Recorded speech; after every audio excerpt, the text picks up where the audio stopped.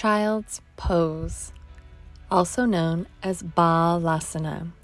Shift yourself to your knees, where you can sit comfortably with the buns back towards the heels. Move your hands in front of you and begin to hinge at the hips, slowly extending the spine away from the hips as the hands walk forward.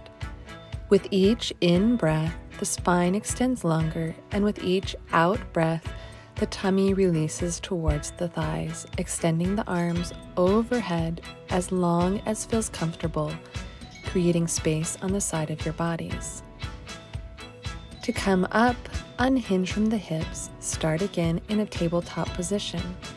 You can also choose to move your knees further apart, hinging the hips back slowly to find the space where the flexion of the knees is correct. You can extend your arms again long in front of you without having the buns touching down towards your heels.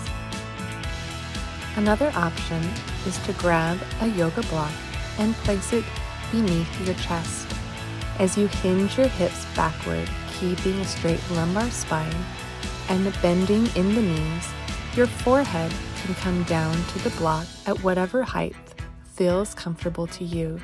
This way, you do not feel any strain in the backside of your neck, and you can continue to breathe through the shoulders, releasing the tummy and keeping the lumbar spine flat rather than curled under.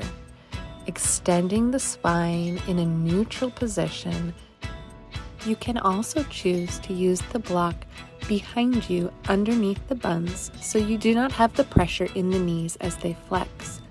Be mindful that you're still keeping your spine in a neutral position, which means you will still have to elevate the front half of your body equal to the back half of the body, bringing your forehead to a block to whatever height is the same as the block below you. Be mindful of the pelvis that it's not curling under, creating a sacrum that is parallel to your mat and flat. Breathe into the space, feeling the crown of the head moving away from the pelvis. A wonderful tool to ensure that the pelvis is not curling under and the tailbone keeps moving towards the back of your mat is to place the block on the sacrum, noticing as you move back that it stays flat. If you curl your tailbone, the block will fall off towards the back of your feet.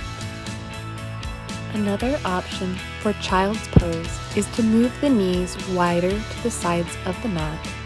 This allows space for the belly to move through, finding a deeper flexion in the hips without pinching.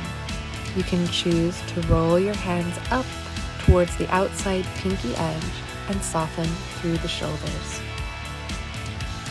Any variation of child's pose will allow you to feel grounded and lengthen through the lumbar spine as the crown moves away.